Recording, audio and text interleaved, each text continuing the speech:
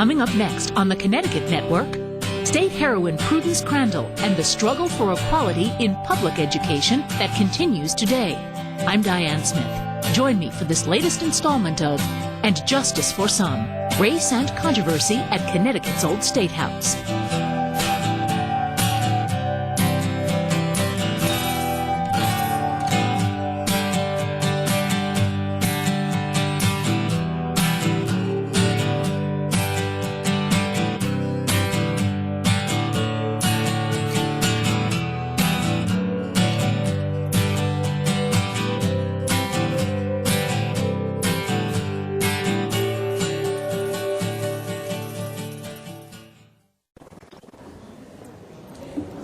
Good afternoon, everybody. How are you today?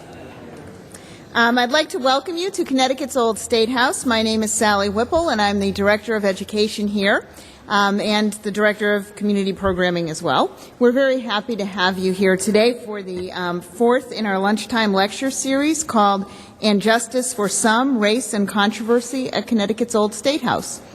This series provides glimpses into the lives of Connecticut citizens who wrestled with issues of freedom, race, and equality throughout the 19th century. It explores their triumphs and their failures, and it shines a light on the role that this very building played in shaping our state. Judges, juries, senators, representatives, governors, and citizens all practiced their powers of persuasion within these walls and played a part in making decisions, some good decisions, some bad decisions, that shaped our state history and led us to this point in time. Today, our job at the Old State House is to remember the actions of these people and hopefully to learn from them. I am happy now to introduce Diane Smith, who is going to guide today's discussion. Diane is very well known for her popular series, Positively Connecticut, and many other things, including a weekly magazine series for CPTV called All Things Connecticut. Her dedication to our state and its stories is long-term and wonderful. She really shines a light on the things that make this state special, and we're very happy to be partnering with her on this series of lectures. And now I'd like you to join me in welcoming Diane today.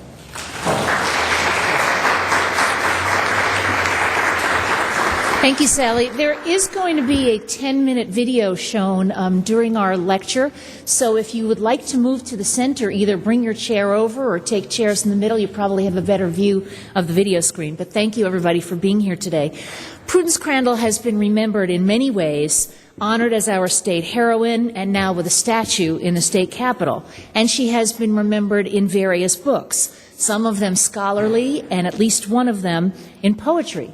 Her story is told in sonnets by Marilyn Nelson, who was our Connecticut Poet Laureate, and Elizabeth Alexander, who's a professor at Yale University and who you might remember on Barack Obama's inauguration day read an original poem at his inauguration. They wrote a book together called Miss Crandall's School for Young Ladies and Little Misses of Color.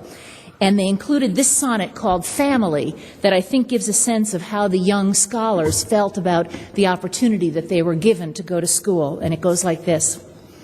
My master father sent me up from South Carolina to Boston as a 9-year-old. My mother's illiterate silence has been a death. I wonder if she still labors in his fields. His sister, dutiful but cold as snow, gave me a little room in her house below, the stairs with the Irish servants who hated me for the fatal flaw in my genealogy. For the first time in my life, I am at home in this bevy of scholars, my first family. Here the wallpapers welcome me into every room, and the mirrors see me, not my pedigree. Hopefully many of you have stopped in the Capitol to contemplate the statue of Prudence Crandall that is there now. I'd like to recognize State Representative Betty Bokus. Is Betty here? Were you able to make it? Maybe she hasn't gotten here yet. She was coming over from the Capitol. But I'd like to recognize her efforts in making that happen. The statue was installed and dedicated in 2008 after some fourth graders from Bristol were visiting the Capitol and told Ms. Bokus that they'd seen a statue of the state hero, but not the state heroine, and why wasn't there one? And they started a campaign that they called Pennies for Prudence, and helped raise money to match funds that were allocated by the legislature to put up that statue. So when you go by it and you take a good look at that statue, think of the fourth graders who thought that it was that important that that statue be there. And that's just part of the long history of Prudence Crandall, who was named our state heroine in 1995. But the truth is that in Prudence Crandall's day, the idea of her being honored by lawmakers was nearly unthinkable. And you'll find out more about that now from our speaker. Karen Peterson is the museum director for the Connecticut Commission on Culture and Tourism. She started in 2001, and she took over oversight and management of 4 museum sites that are managed by the state: the Prudence Crandall Museum in Canterbury, Old Newgate Prison and Copper Mine in East Granby, the Henry Whitfield State Museum in Guilford, and the Sloane Stanley Museum in Kent. Prior to taking that job, Karen was the Associate Director and Curator of the Antiquarian and Landmark Society in Hartford, where she oversaw the operation of 13 historic properties. And before coming to Connecticut, she was the Curator at the Historical Society of Delaware and the Director of the Ebenezer Maxwell Mansion in Philadelphia. It's my pleasure to introduce Karen Peterson.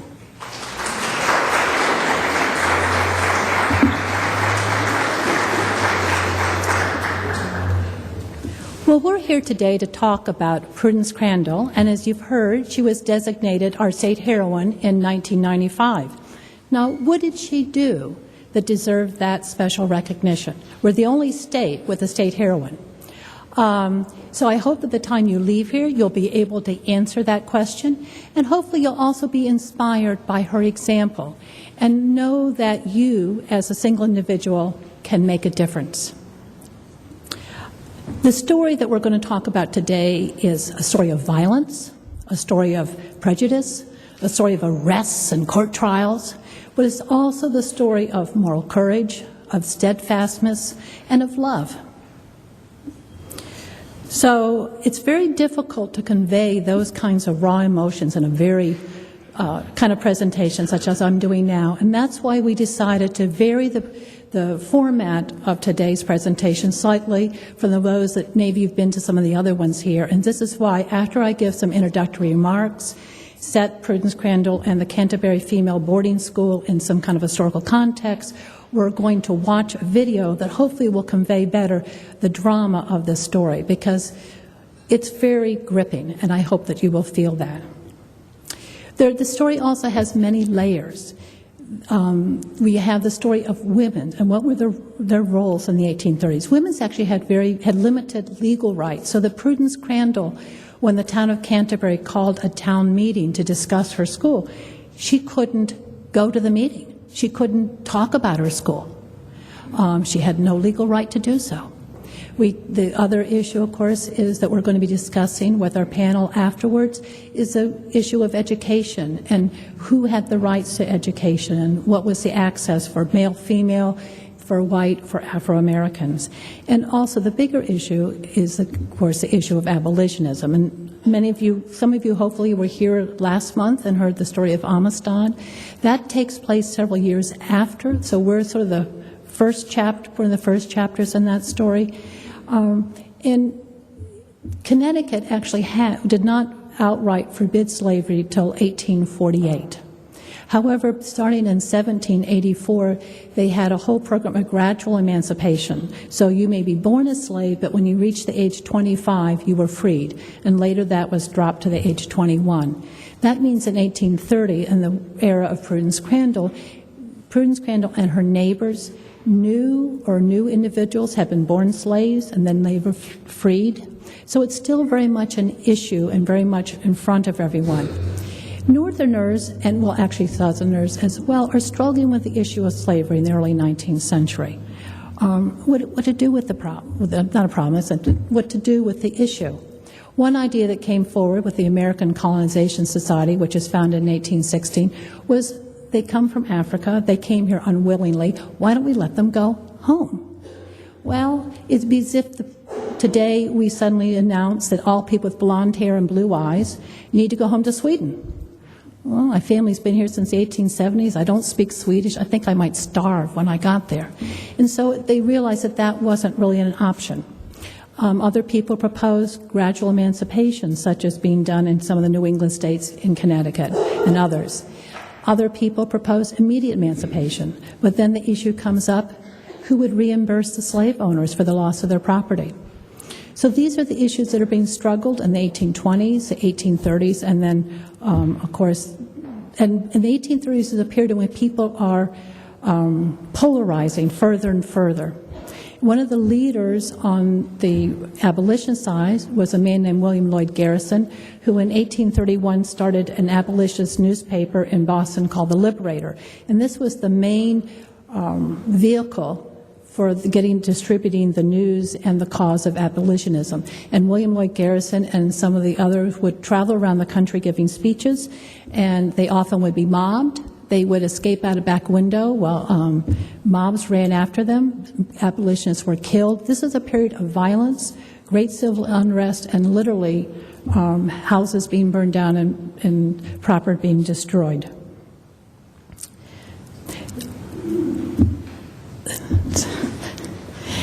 So the story has a hero, and obviously Prudence Crandall, and our story also has a villain, Andrew T. Jetson, who, if you went to the Amistad presentation, you heard about Mr. Jetson. He was one of the judges at that trial. Andrew Jetson was a prominent attorney, a member of the General Assembly, which means he would have been in this very building. And he used his influence and his power to help lead the opposition to Prudence's school. He was supported by the men of Canterbury, remember men, because they're the voters. They supported him, re-elected him to the General Assembly. He was supported by the storekeepers in town because they refused to sell her food and give her supplies.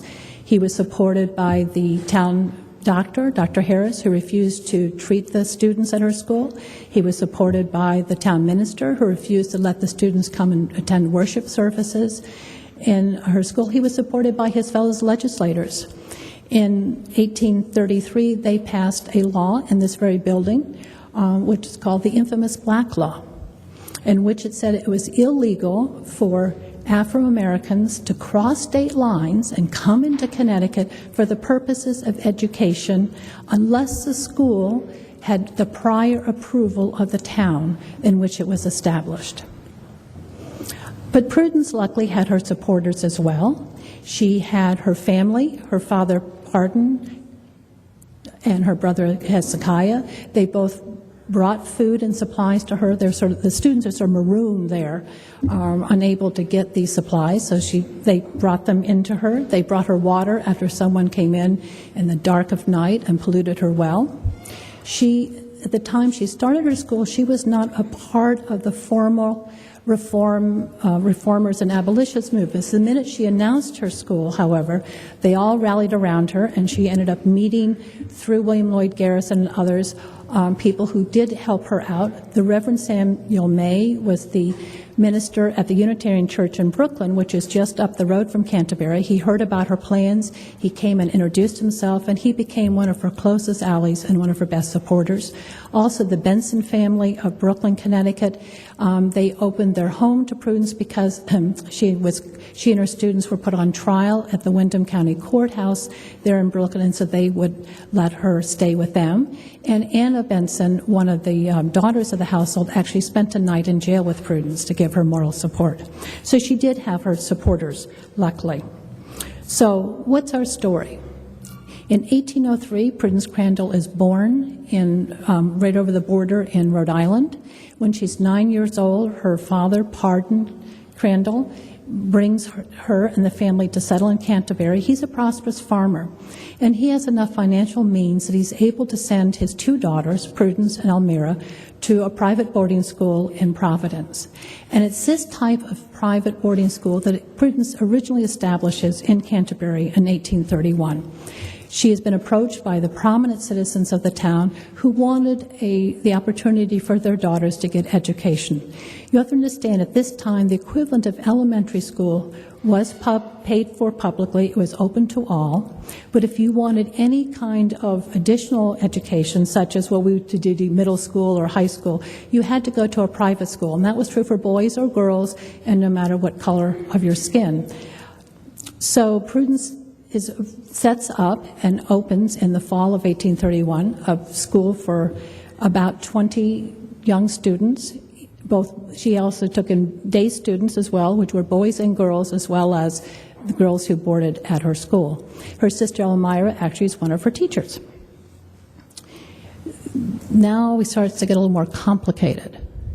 Prudence, of course, couldn't run around, teach classes, and cook the meals and do the laundry at all. So she hired a young African and American woman in Canterbury, Maria Davis, to help with the housework. Maria said to Prudence, gosh, if I finish early, can I come and sit in the back of the classes so I could get a little more education? And Prudence said, sure, and no one had a problem with that. Maria Davis, however, was engaged to a young man named Charles Harris. Charles Harris had a sister, Sarah. Now, when Sarah heard about this arrangement, she goes, aha, I have an idea. She wanted to become a teacher herself. And as she wrote to Miss Crandall, she said, I want to have a little more learning, unquote, so that I become a teacher. And she said, I would like to enroll as a full student in the school. Now, this, of course, Prudence understood this would have ramifications, and she thought about her decision very carefully. Prudence Crandall was a woman of faith, and she consulted her Bible. She found a passage in the Bible that she thought spoke to her, and so she decided that she would let Sarah Harris enroll in her school.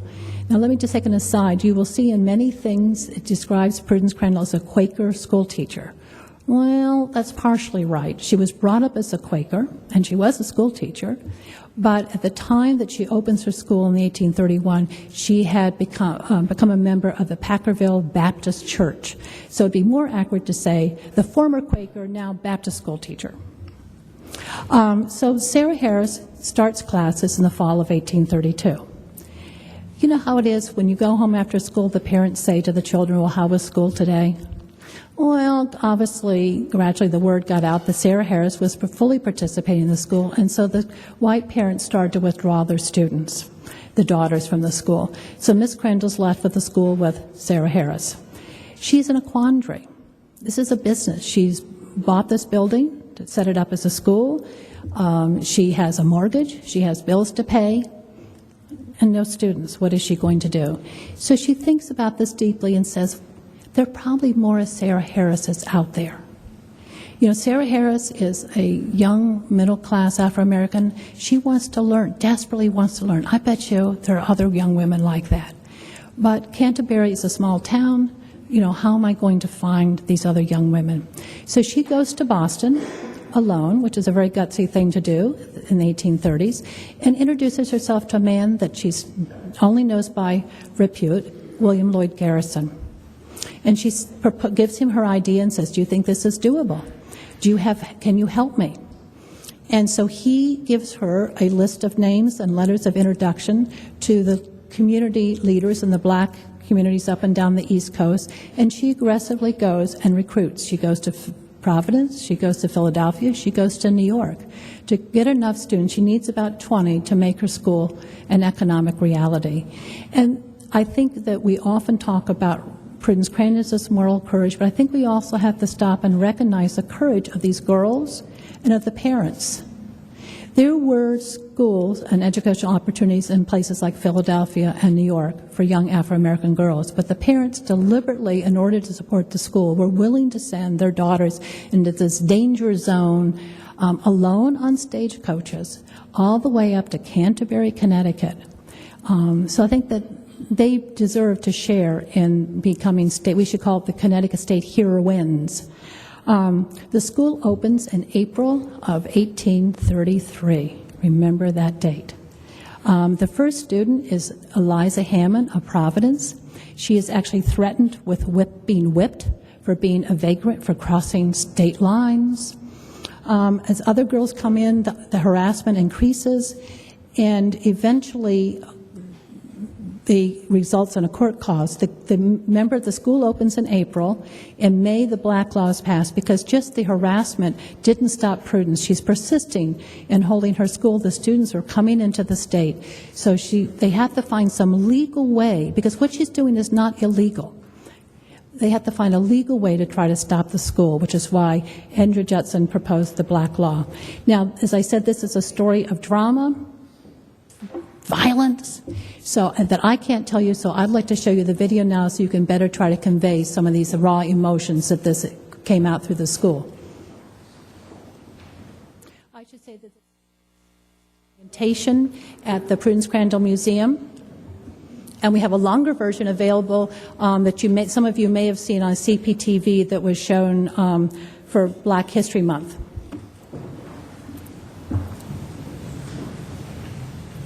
This is the story of a woman who fought injustice.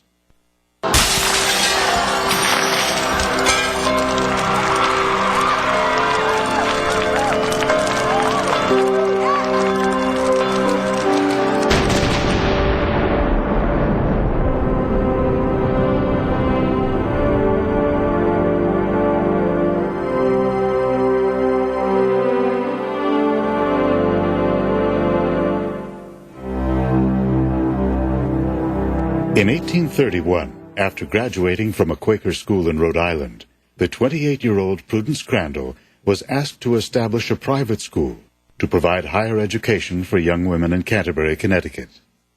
She agreed, and with the support of the community, Prudence bought one of Canterbury's finest houses. The school was a success, and her students were the daughters of the most prominent families. And then, in the fall of 1832, 19-year-old Sarah Harris asks Prudence if she could enroll in her school. As Sarah put it, to get a little more learning, if possible, enough to teach colored children. And if you admit me to your school, I shall forever be under the greatest obligation to you. But if you think it will be the means of injuring you, I will not insist on the favor. She was well aware of what could happen to Crandall's school if she were admitted. Prudence took several days to make her decision. She knew that if she admitted Sarah, she could lose her school and everything she had worked for. But Prudence believed that slavery was a sin, and so was keeping Sarah from the knowledge that could make her truly free. Sarah became a day school student. Prudence is visited by a delegation of irate matrons. If you do not send this girl away, they demand, we will withdraw our daughters and your school will fail. Prudence calmly replies, It might sink then, for I should not turn her out.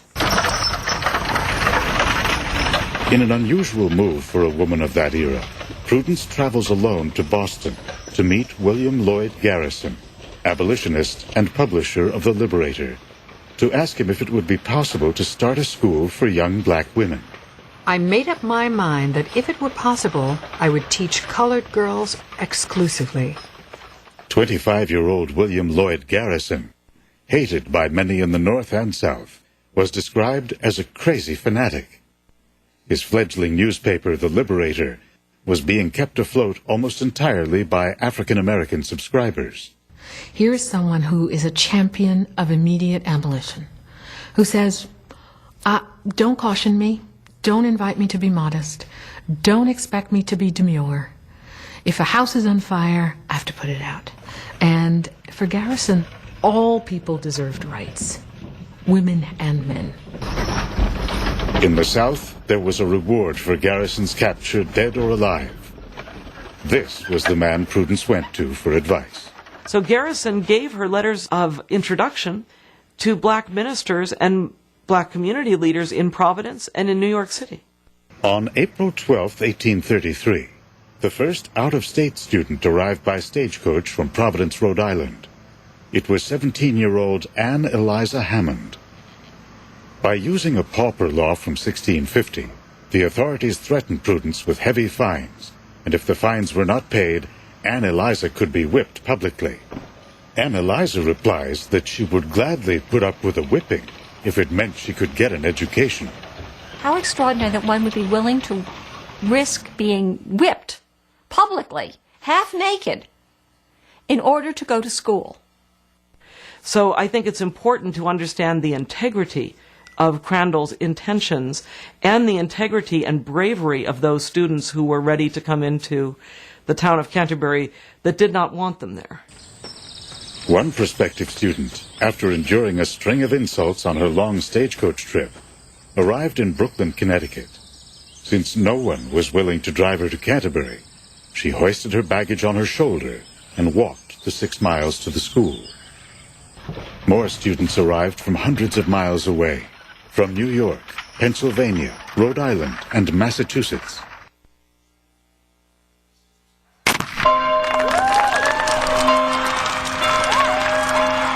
The passage of the Black Law, as it came to be known, was loudly celebrated on the town green.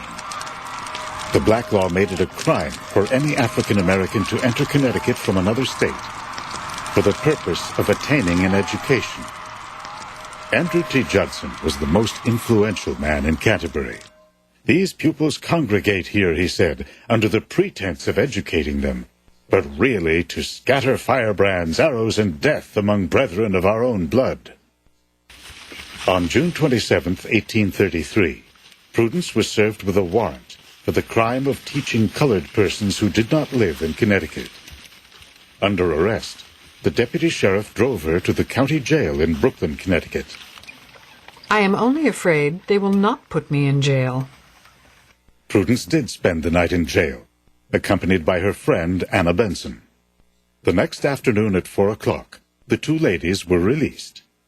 Anna's father, George Benson, paid the bail as planned. People all across the nation who were reading about this were horrified that these civilized gentlemen would put a woman of her background and education in the common jail. While Prudence awaits the trial, the 17 pupils in Miss Crandall's school continue with their classes. They are described by one visitor as having better claims to grace and beauty than the majority of belles and matrons of the district. At the school, the girls sat around the fireplace. Love and union seem to bind our little circle in bonds of sisterly affection, wrote one of the girls. But 2 months later, a student smelled smoke. Frederick Olney, an African-American who was the handyman for the school, grabbed an axe and began chopping out a part of the exterior wall, revealing a roaring fire. And the flames were extinguished in time. Prudence was shaken. The fire had been deliberately set. But Prudence and her pupils decided they would continue with their school.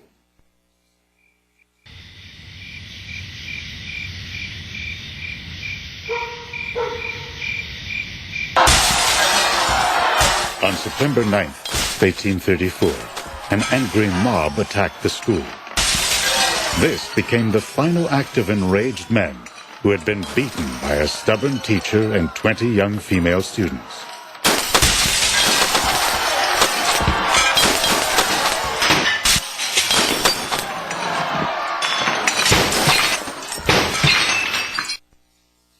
My heart glowed with indignation. I felt ashamed of Canterbury, ashamed of Connecticut, ashamed of my country, ashamed of my color, wrote Reverend Samuel May after viewing the wreckage. Reluctantly, the girls were told that the school would have to be closed. They loved their teacher, and despite the harassment, one student described the school as a place of communion with heaven. They sadly packed their belongings. Prudence and her family moved away from Canterbury, first to upstate New York, then Mendota, Illinois, and finally to a farm in Elk Falls, Kansas. In 1838, the Black Law was struck down. In 1868, Connecticut was the first state to ratify the 14th Amendment to the Constitution, making it clear that African Americans were indeed full citizens. The same defense Prudence invoked when she broke the Black Law. She starts as someone who's not able to turn away someone who wants to learn. Her first student is not a professed abolitionist. She's someone who wants to learn a little more so she can teach, so that she can bring others into a world of light and learning and enable and empower them. And it has everything to do with creating a just society. It's not a political move, but education is inherently political, because that's for some, the most emancipatory tool of them all. You can break the shackle, but if you know not where you're going, what's the point? But you break the shackle and you can write the manifesto. You know, what can stand in your way? Almost 50 years after Sarah Harris Fairweather asked Prudence to help her get a little more learning, the young woman who started it all made the long journey to Kansas to visit her old teacher. Within a year of their joyful reunion, Sarah died at the age of 67. Prudence Crandall lived 87 years, fighting to the end of her life for the equality of both women and African Americans.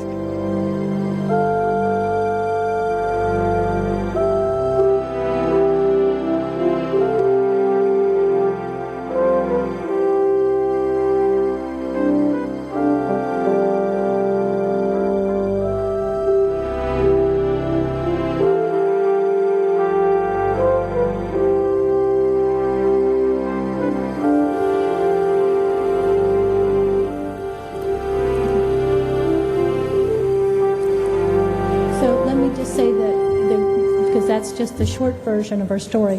What precipitated the actual attack on her house on September 9th was the fact that the Prudence Crandall, as you heard, was actually arrested and tried twice on the charges of violating the black law. The first time it was dismissed on a technicality. The second time she was found guilty, she appealed it, and so the appeal case was heard here in this building in the Connecticut Supreme Court of Errors is what it's called. And that judgment came down in August, and that's why a month later the town residents, frustrated because they've been unable to close the school, actually attacked the house. So the quotes that you hear and all the things this was in international news. This was known all over the country. She was a famous heroine, so I think she really deserves being Connecticut state heroine. And the state of Connecticut did finally apologize to her and actually granted her a $400 annuity at the end of her life. At that point, she was basically poverty-stricken, so she really used the money. Thank you.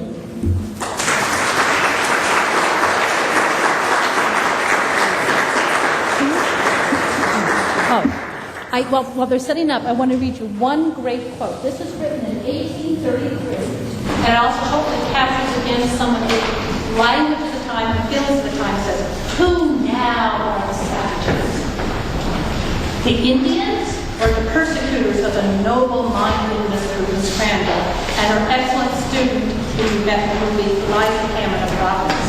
Will Andrew T. Jetson from himself and his Canterbury associates answer that invitation?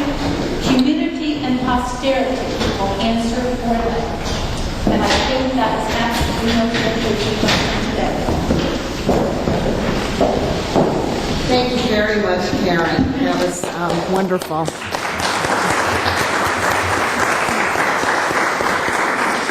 I think Connecticut is a very lucky place because we not only have stories like this that can teach us things that we can learn from and remember, but we also have historic sites that help us to remember those places, like the Prudence Crandall House in Canterbury and like the old State House here in Hartford. So we're lucky to have these tangible connections to the past that we can use to help us remember and learn.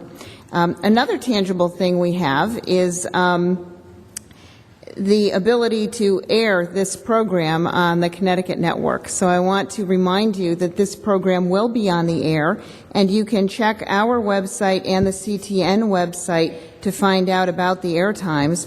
The CTN website is ct-n.com, and you can find out when this program will be aired and recommend it to your friends as well.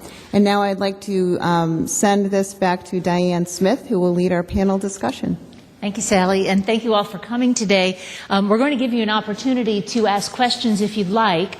There isn't any need for you to have to make your way to a microphone if you'll just stand up or just raise your hand. I'll call on you, and if we need to, I'll repeat your question so that you'll be picked up on CTM. But if you have questions, we'd be happy to have you.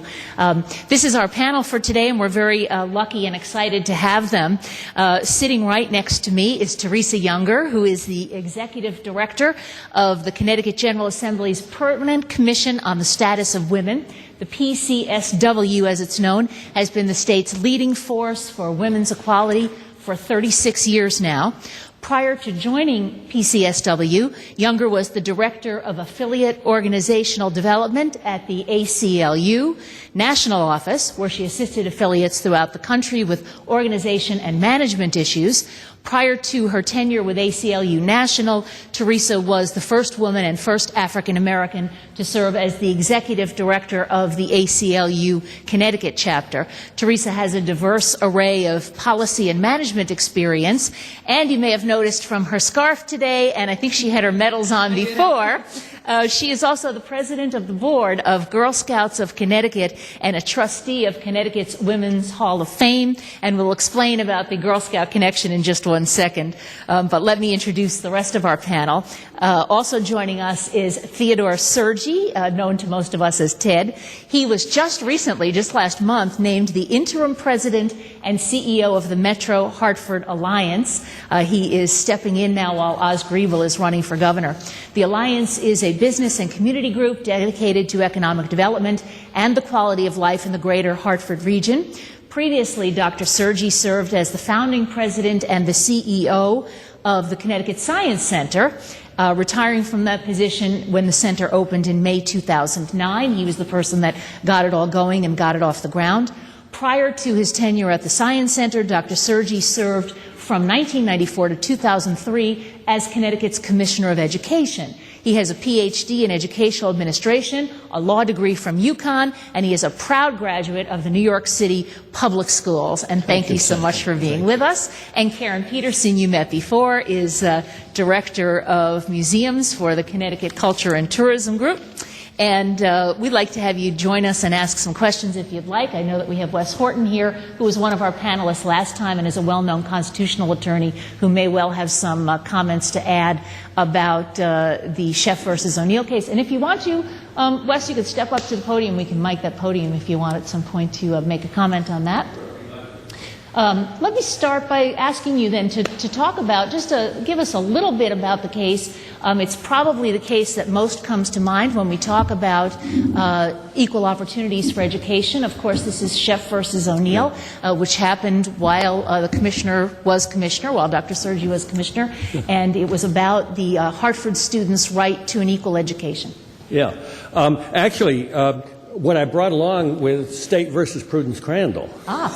That's what I thought you were. Great. That's what I thought you wanted to talk about. Better. Even better. I mean, I was watching this, and it didn't say anything about why they felt a necessity to go ravage her place. It's because they lost their appeal in the Connecticut Supreme Court to Prudence Crandall. Has that ever happened to you? Yeah. I mean, they actually went about it the legal way, say we're going to get rid of her in the courts, and they failed to get rid of her in the courts. It was very interesting because there was a statute that was passed to prohibit it, as it said. But the funny thing about the statute is it made it a crime to teach.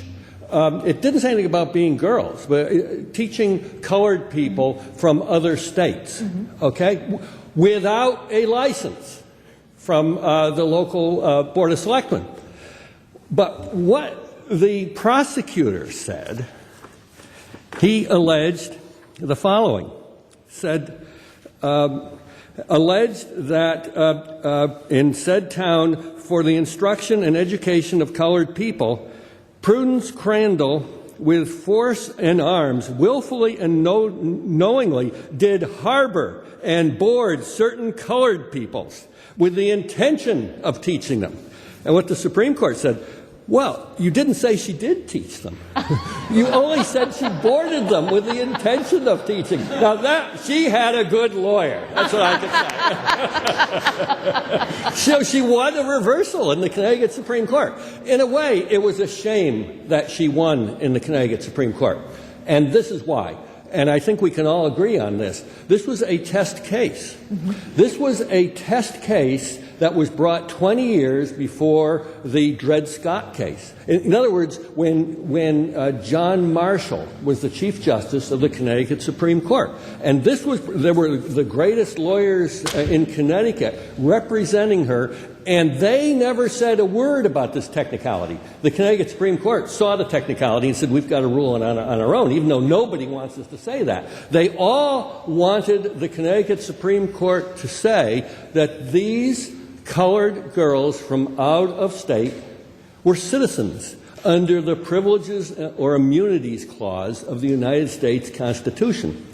And the case, in fact, was tried on that very proposition. At that time in Connecticut, the jury decided, not the judges, the jury decided whether statutes were unconstitutional.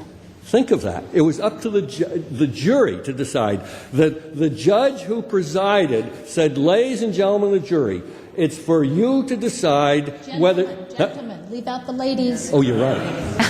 You're right. Good point. Gentlemen, that's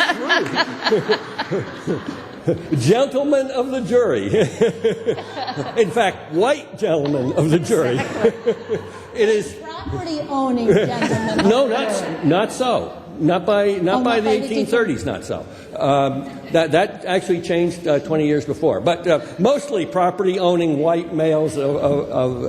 What the judge said was, there doesn't seem to be any question about the facts here. So the question is whether the statute is constitutional. Let me give you my personal opinion on the matter, that it is constitutional, but you don't have to agree with me. You can decide that the statute's unconstitutional. Well, the jury, in fact, decided that the statute was constitutional.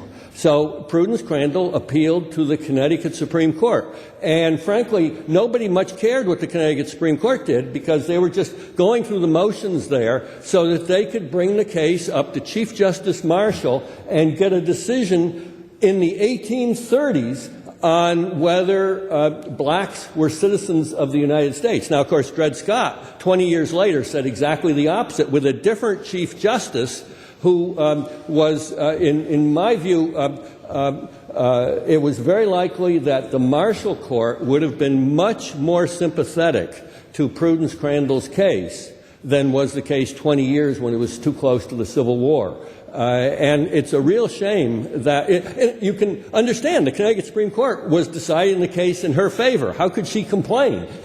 But the fact is that this was a wonderful test case, and what a shame that the issue didn't come up to the United States Supreme Court in 1834 rather than coming up to the United States Supreme Court in 1856 as it did. So that's. And now you know why Wes Horton is one of the foremost scholars on decisions that have been handed down by the Connecticut Supreme Court, and I believe wrote the only book about that. Yes, I happen to have it right here. Funny thing is. How handy. Extra copies for sale. But no, actually, the decision itself, which I did not write because it was written in the 1830s, it goes on for like 20 pages. And there's this very lengthy, the lawyers, their oral arguments were actually taken down verbatim by the court reporter. And you can see exactly what the lawyers said in the 1830s. In arguing their case to the Connecticut Supreme Court. You can't do that anymore. But there was a lot to be said about what you can find in these old books. And it's very interesting to see the judge telling the jury, ladies and gentlemen of the jury. Now, these are... gentlemen, I'm so used to it just sort of rattles off. You know, it's so bizarre to see the judge telling the jurors. Now, let me explain the pros and cons of whether this statute violates the United States Constitution. But you, with your great intellectual knowledge and legal training, ought to be able to decide that issue. And here the case is going this way and the case is going that way. It's really quite an interesting decision to read. That's all I have to say. Thank you. Ted, we were starting to talk about Sheff versus O'Neill, which of course was a case that was brought while you were commissioner, in which plaintiffs claimed that they were denied fundamental constitutional rights. As the case played out, it was found against the plaintiffs, later overturned, and said that, in fact, although the state was not intending segregation, that, in fact, the plaintiffs were right, that they were being denied an equal education. Tell us a little bit about how the state handled that. I know you... Well, I'd probably have to confess that I'm so old that I've had most of my lifetime with Wes Horton, so that you know that, and that I'm so young I was a student of his in law school. If there's a Prudence Crandall Award for someone who has improved the quality of life in this state, but particularly the public education system, it probably goes to Wes Horton. He's never heard me say this before, but I spent, as a part of working for the state of Connecticut, I ended up being the defendant of Wes's cases. And while Diane has mentioned Sheff versus O'Neill, his first case was Horton versus Meskel. Mm-hmm. And at the time, the state of Connecticut was giving $250 a pupil to Greenwich and to Hartford and to Sterling and Voluntown. Terribly wrong, terribly inequitable. Not the way to treat 169 towns that are vastly different in their ability to raise their own money for public schools. And just as you heard today, Wes has always had the ability to say, this is just wrong, darn it, we'll bring it to the state Supreme Court, which he did. And in 1976, maybe, the Connecticut Supreme Court said, that's wrong, as they did in Sheff versus O'Neill, but then punted and said to the governor and General Assembly, fix it.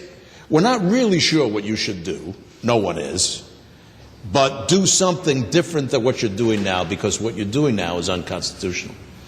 I don't know whether we're happy to say that today Hartford probably gets $10,000 a pupil and Greenwich probably gets $50 a pupil. That's progress. School construction money goes inverse to your wealth as well. So there are a lot of things that happen for poor towns that didn't happen 30 years ago. Those are good things. On the bad side, we've still never been able to equalize the opportunities, I think, Diane. And so Sheff versus O'Neill was really raised, as Wes knows, around achievement, resources, isolation of children, both on racial and economic grounds, and the Supreme Court found what we're doing to be unconstitutional, and again threw it back to the governor and General Assembly. Well, at the time, I chaired a panel that was supposed to come forward with 25 recommendations, and like most political activities, we got half of those, some of which didn't directly address the isolation as much as improving the quality of education. So, for example, the state now spends $50 million on 3- and 4-year-old education when it used to spend nothing. The state now does more than Head Start does for 3- and 4-year-olds. At the time, we had no magnet schools, no charter schools. Project Concern, now called Open Choice, was in decline. All of those have been, I think, turned around and reversed, but maybe only addressing 25 to 30% of the kids in the Hartford public schools. But improving the quality of opportunities in New Haven, in New London, in Bridgeport. If Wes got to turn back at the microphone, he would say, but this case was always about Hartford. He had said that to the judge, and the judge would turn to the state and say, but why are you doing things around the rest of the state?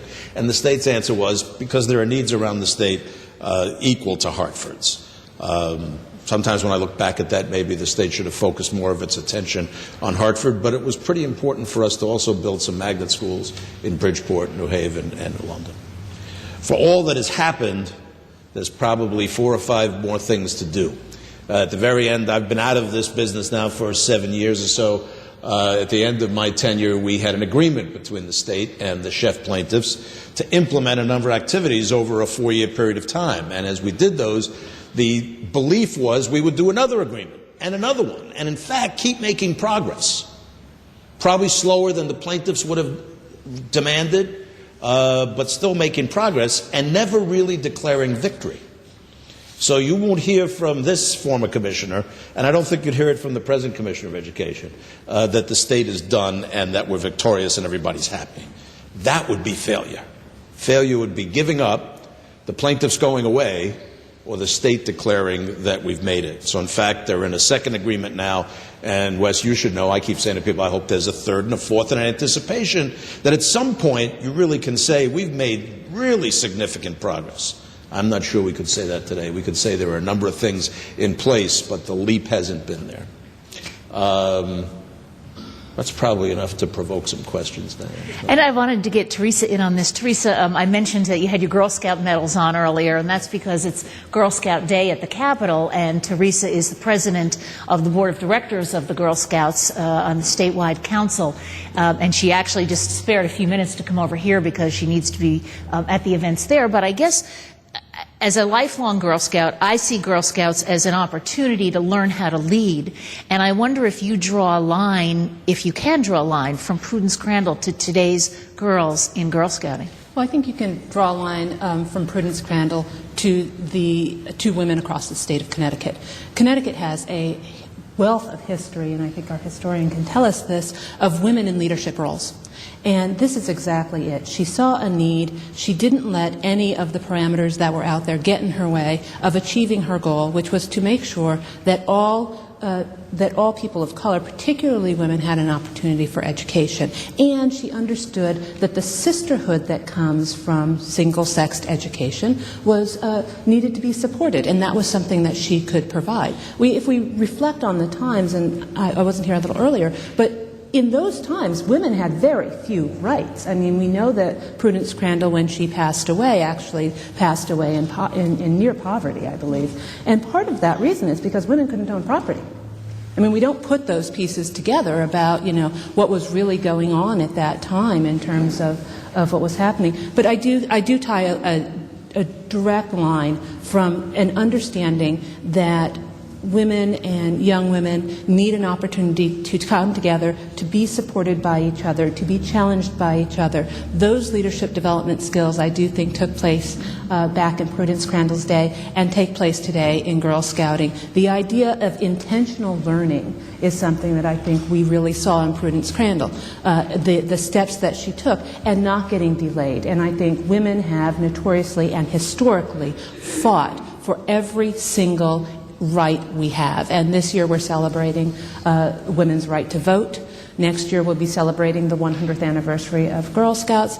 So women have never kind of just been handed the rights that we have today. They have continually had to fight for those rights, and sometimes they've had to take a stand that has ignited a negative reaction, and thus was the case in Prudence Crandall. When they went through the courts and the courts didn't do what they wanted them to do, their peers didn't agree with them the way they wanted to, they literally ignited the fire to scare her and move her away. And that makes me wonder about your tenure with the ACLU. Don't we still see that today? Oh, absolutely. I mean, I was actually with the ACLU as the executive director when we decided at that time with Wes to go back into the courts and continue the fight.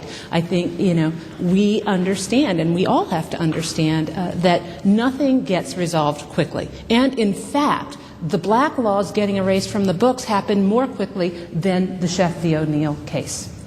And I think we have to put some of those together. It takes time to sway not just public opinion and the courts, but the laws to get to where we need them to be. The other thing I would say is we can't let public opinion be the arbitrator of what's going to be happening in society for what is right. Sometimes you do what is right because that's the right thing to do, and you hope and you fight to make sure that people understand that and that the courts and the laws support that. So yes, even the work of the ACLU today has to go back and reinforce some of the laws that we saw passed previously.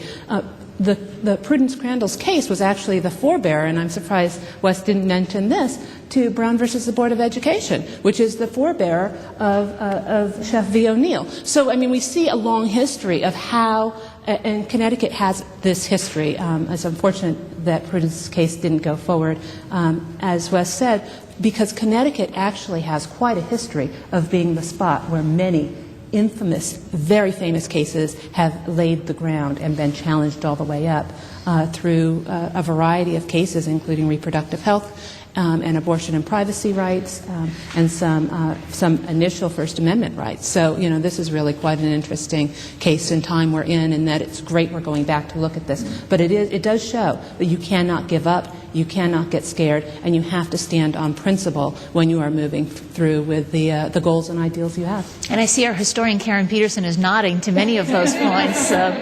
You only gave me a short time. I couldn't cover everything.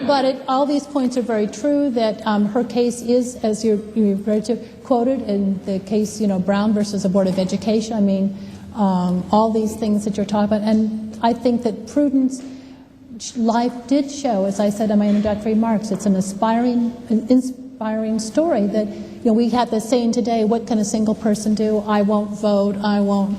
And yet she took on the whole establishment by herself, really out of her own internal moral courage. No one set her up to it. And look what the impact she had. And I think she was happy it didn't go to the... I think she was getting a little tuckered out, because can you imagine, we didn't mention, but the school operated for 18 months. And under that time, it was almost constant harassment. They put manure down her well. As I mentioned, they wouldn't sell to her. They tied a dead cat to her front doorknob. People would throw rocks through her windows. And being the kind of person she was, she would display them proudly on her mantle, as they were pieces of art. She and the students had to they went outside the building, boys would follow them, people would hoot and holler. So it was a lot of pressure to be living under constantly. I think the other thing that I think also comes to mind is how those young students fought for their education. Yes, they did. As much as their teacher in Prudence Crandall gave them this opportunity, we don't see that as much today. And we saw it through Chef V. O'Neill as students graduated from the Hartford school system and went on to college and moved. We saw that fight. But the reality that you fight for your education, that you acknowledge that you have a right for that and that you value those things, I think really does go to the work that was happening at the time, and goes to show that when you go to the Capitol building and you see the monument to Prudence Crandall, you see her there with her student Sarah. And that really does tell a tale, that this battle did not happen by itself. It happened because of the doors that were opened by Prudence Crandall and the courage of the young women, what we would say in Girl Scouts, the courage, confidence, and character that those young women had to fight forward and stand their ground. Do we have questions from the audience for any of our panelists, or Wes is still here? I just want to jump in and say that when Teresa was acknowledging the role of women in Connecticut, at the time Wes Horton's first case came down, Governor Ella Grasso was in office. And no governor or legislature, even if they claim they have greater visions, likes to be declared unconstitutional. And Governor Grasso was governor at the time, and she had a crowd of people in the office. I'm not sure Wes has ever heard this, and she turned to the Department of Education people and said, get a committee together, study this for a year or so, and take care of that Horton thing. And I think back on that direction at the time, and she said it almost in a schoolmarmish way, pointing her finger at my face. I was kind of a young boy at the time. And then, not 30 years later, but almost 30 years later, well, it's 20 years later, at the time of the Chef versus O'Neill decision, Governor Rowland was governor. And while there was debate, again, no one likes to be declared unconstitutional, and there are people in the office saying, let's fight this, let's go the other way. The reasonable minds, I think, said, including Governor Rowland at the time, saying, what did Governor Grasso do back in 1970? So I got a chance to repeat, well, let's take care of that Horton thing. Let's bring some reasonable people together, see what compromise one can make from reasonable people before you even go to the legislature, and allow the politics to trade off. Because then you won't find the reasonable people once you get there. But I hold Governor Grasso, because I hold Governor Grasso up on a pretty high pedestal, as she is by statue up at the Capitol, and it really is for that reason. In several ways, she gave direction very quickly and cleanly, even if she was against further taxation and further spending. I never heard the story that I was a thing. Do we have any questions from the audience while we, yes? I have one for each. Good. And if I can use your first name, it's Karen. I'm a Girl Scout also. This is Teresa. Teresa, Karen, I'm sorry. Were you a Girl Scout as a child? Yeah, I came up through the Girl Scouting organization. I've been a Girl Scout for 35 years and was a Gold Award recipient, and that is one of the pins I didn't take off for our presentation today. But yeah, I really do and have wholeheartedly supported and believe in Girl Scouting. Very good. I'll save Ted for last. Best for last. I was not a Girl Scout. I'm trying to charm him because I have a little history with him. Okay. Karen,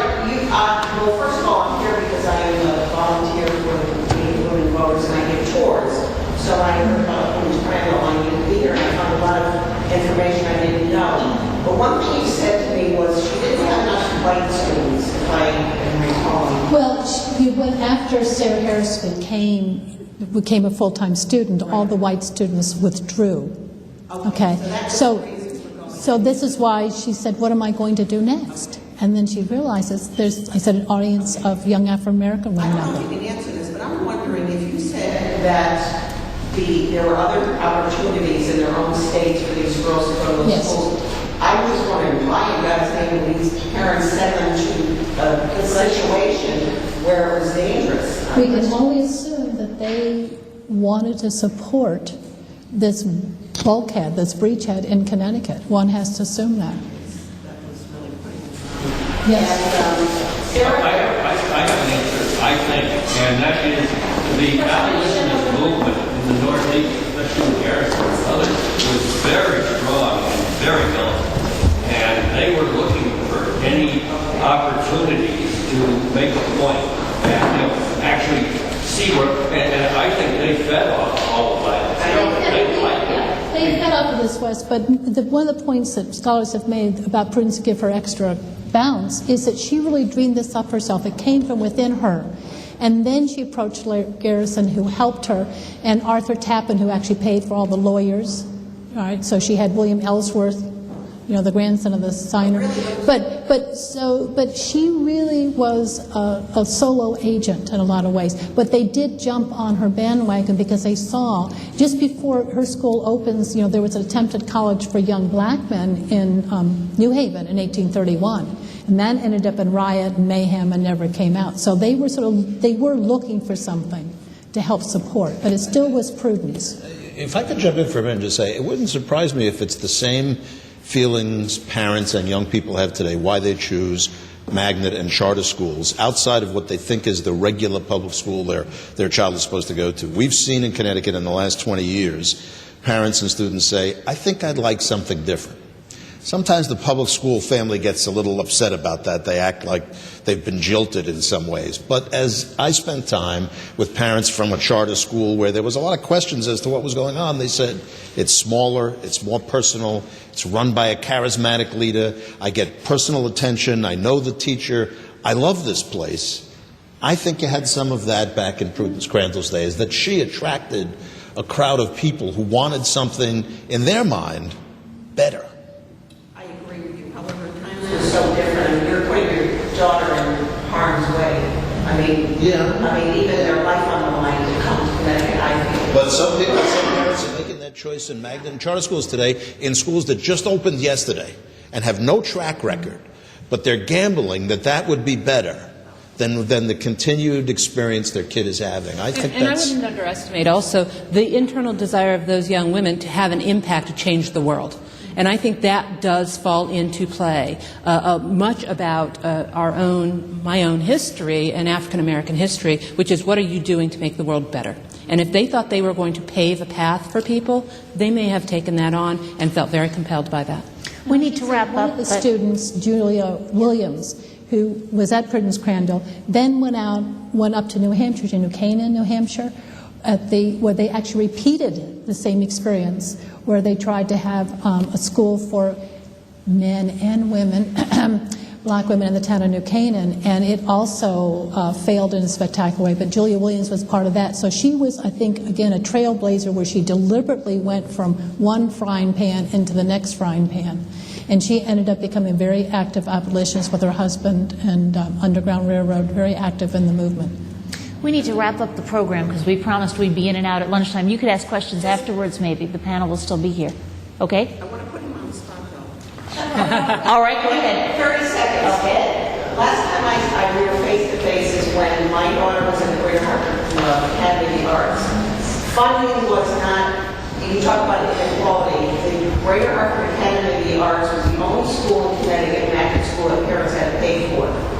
Do you know if that's still the scenario? Because you agreed with me that should have been fully covered like every other student going to magnet school.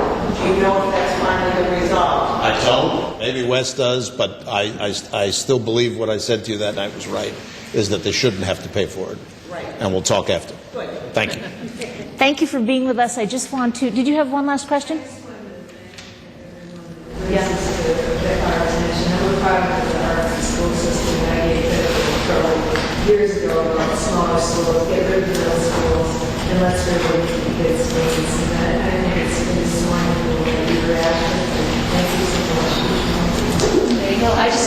you each about 15 seconds just to tell us, how do you hear Prudence Crandall's voice today? And Teresa, I'll start with you. Oh, wow. You know, I think I was at the ceremony last year when we were indoctrinating Prudence Crandall as the heroine for the state, and I hear her voice in asking the question, if not you, who? If not now, when? In that kind of reality that we cannot wait for justice to happen. We have to go out and seek it and get it and make it happen. Thank you. Ted? Dream bigger things and better world, and never, never give up. Winston Churchill. Thank you. Not Prudence Crandall. Karen? Yeah. And I think of her in a different way because I had the benefit of working at the museum, and so I'm in the building that was attacked.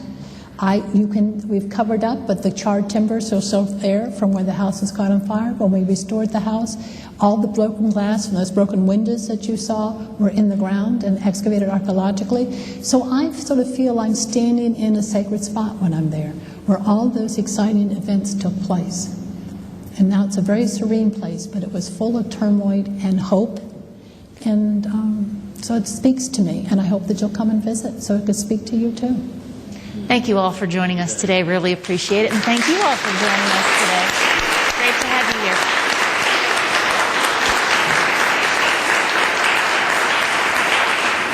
I would really like to thank Diane and our panel, Karen, for speaking today. I think this was a really interesting conversation, and this is the last in our lecture series of 4 lectures. We don't have the next round planned yet, but we do pay careful attention to every survey that we receive. So please be sure to fill out your surveys. Give us your ideas. Contact us with your ideas for future programs and panels like this. This building is all about you. The more suggestions we get from you, the better we can make the programming. Again, we really thank everybody for coming today. We thank our friends at CTN and everyone who made this possible. And Diane, thank you for organizing too.